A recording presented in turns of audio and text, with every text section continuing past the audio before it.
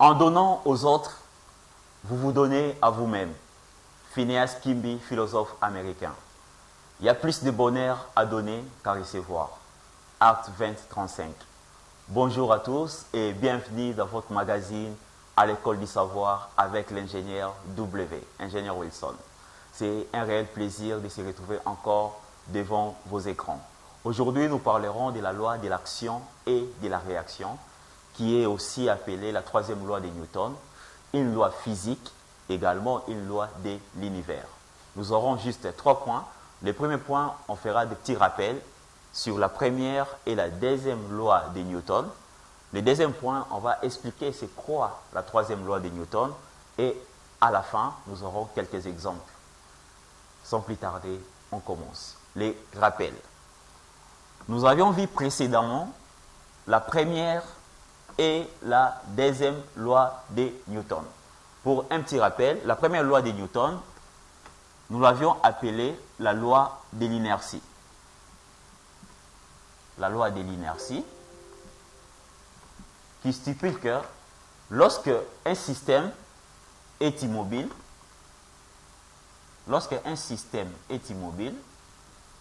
ou ce système-là est en mouvement rectiligne uniforme, quand on parle de mouvement rectiligne uniforme, c'est-à-dire ça bouge, ça a une vitesse, mais qui est constante. La vitesse est constante.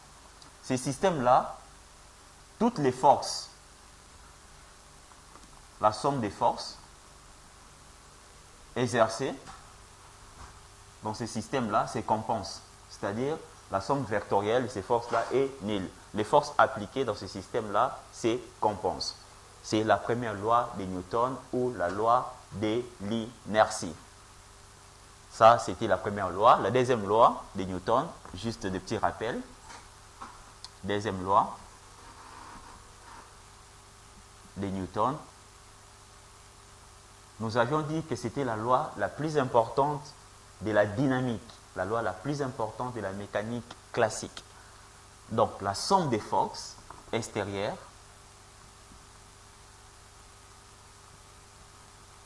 appliquées dans un système était égale à la masse multipliée par l'accélération. C'était ça la deuxième loi de Newton. Nous avions dit que cette deuxième loi faisait un lien entre le mouvement d'un système et les forces extérieures qui s'appliquent dans ces systèmes-là. On passe à notre leçon du jour, la troisième loi de Newton, la loi de l'action et de la réaction. Que dit cette loi? La loi de l'action et de la réaction. 2. La loi de l'action et de la réaction.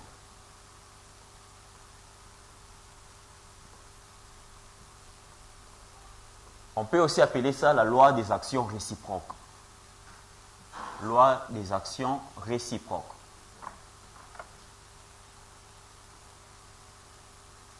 Loi des actions réciproques.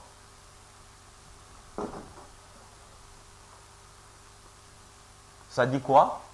Lorsqu'un système A exerce une action sur un système B, le système B exerce également une action sur le système A, de même valeur mais de sens opposé.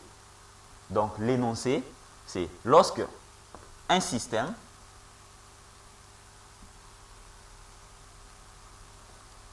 ici représente un objet. Lorsqu'un système A exerce une action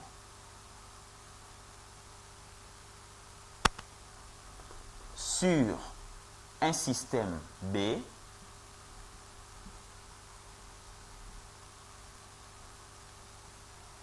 le système B exerce également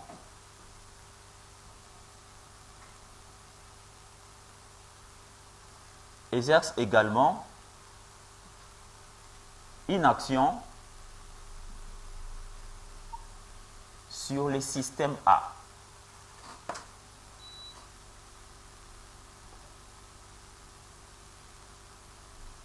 Sur le système A, de même direction,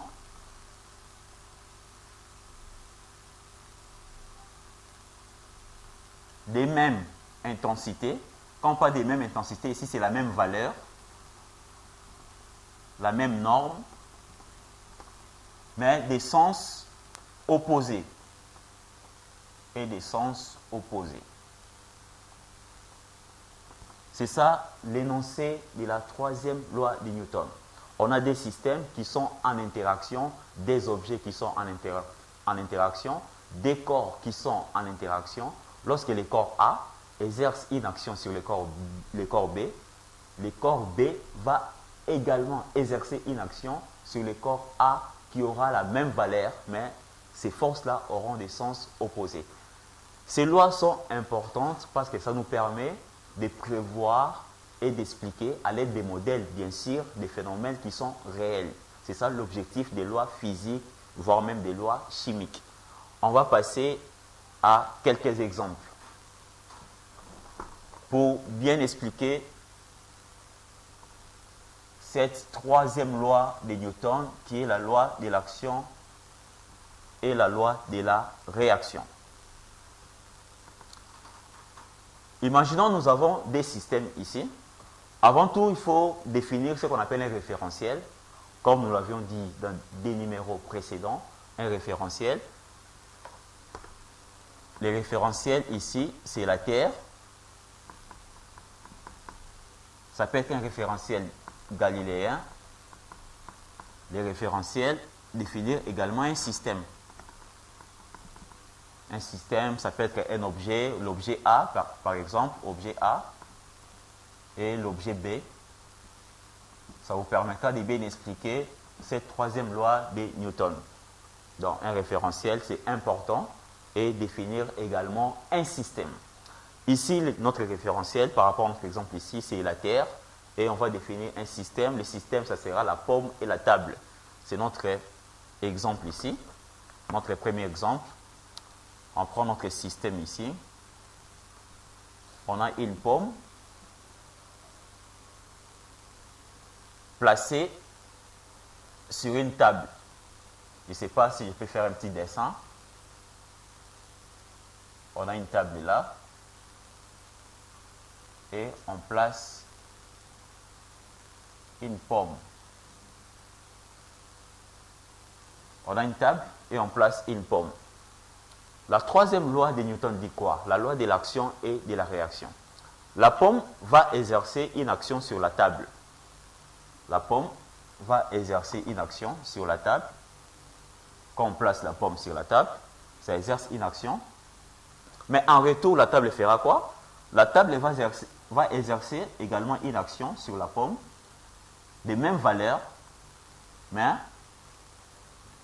qui aura un sens opposé par rapport à l'action exercée par la pomme. Donc ça, c'est la pomme. Le vecteur force de la pomme. Ça, vecteur force de la table. Ça nous permet d'expliquer la loi de l'action et de la réaction. Donc la pomme là-bas va essayer de pénétrer jusqu'en bas, mais c'est impossible parce que la table ici va empêcher, va exercer une réaction. Cela fait que la pomme reste sur la table. Vous verrez ici, c'est la même direction, mais des sens opposés. Donc on va écrire comment? On va écrire la force, pomme, table, est égal force moins force, table, pomme. On a écrit moins ici parce que ce sont des forces qui ont des sens opposés. C'est à retenir. Ça, c'est notre premier exemple. Les systèmes pomme-table. On passe à un deuxième exemple.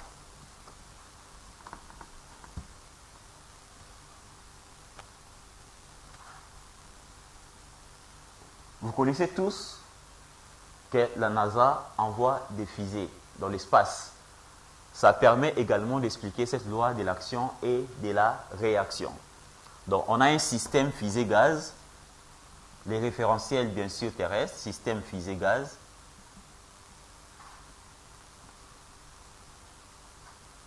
C'est-à-dire quoi? Avant que la fusée puisse décoller, la fusée injecte du gaz. Et le gaz injecté va également exercer une réaction sur la fusée. Quand ça va brûler, ça exerce une réaction sur la fusée. C'est ce qui fait que la fusée décolle, part d'une manière verticale. Donc, on a une fusée.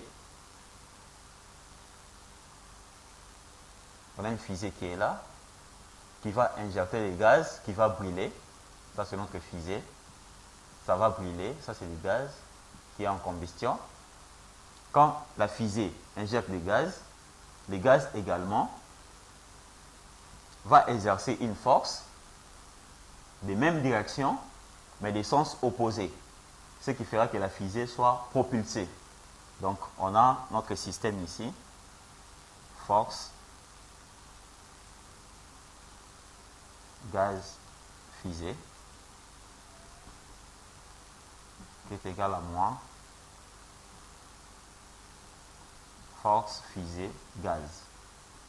Ça, c'est notre deuxième exemple qui permet également d'expliquer la loi de l'action et de la réaction. On prend un troisième exemple.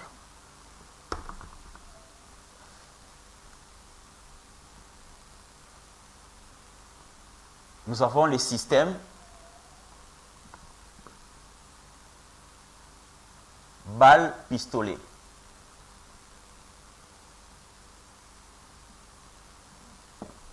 Le système balle-pistolet, lorsqu'on tire, on a un pistolet, on tire. La force exercée par la balle sur le pistolet, il y aura une réaction. Une force, pistolet, balle, qui sera exercée. Mais remarquez ici, la balle et le pistolet n'ont pas la même masse. Donc, M1 sera différent de MD. Ils n'ont pas la même masse. Par conséquent, ils n'auront pas la même vitesse de mouvement ou de déplacement.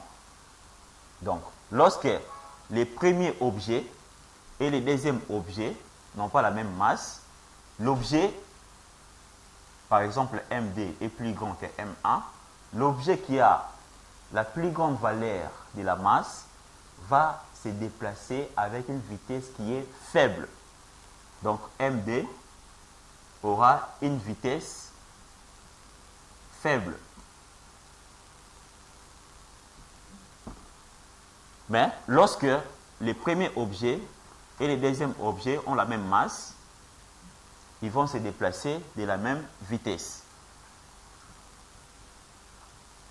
Vitesse égale. En prenant cet exemple ici, M1 égale MD, on peut l'expliquer. Lorsque des jeunes garçons ou des jeunes filles qui ont la même masse s'étirent ou se repoussent, la première fille, F1, va exercer une action sur la deuxième fille, FD. Ça va pousser la deuxième fille et la première fille va également être poussée. Mais les deux ici auront la même vitesse de déplacement justement parce que la première masse serait égale à la deuxième masse. C'était ça la leçon du jour. On a parlé de la loi de l'action et de la réaction qui est la troisième loi de Newton. C'est une loi très importante, une loi physique, également une loi de l'univers. À chaque action que vous posez, attendez-vous à une réaction égale, mais des sens opposés. C'était un réel plaisir de présenter cette leçon. Rendez-vous au prochain numéro à la même chaîne FAST TV, la chaîne de votre choix. Toujours avec l'ingénieur W. Ciao.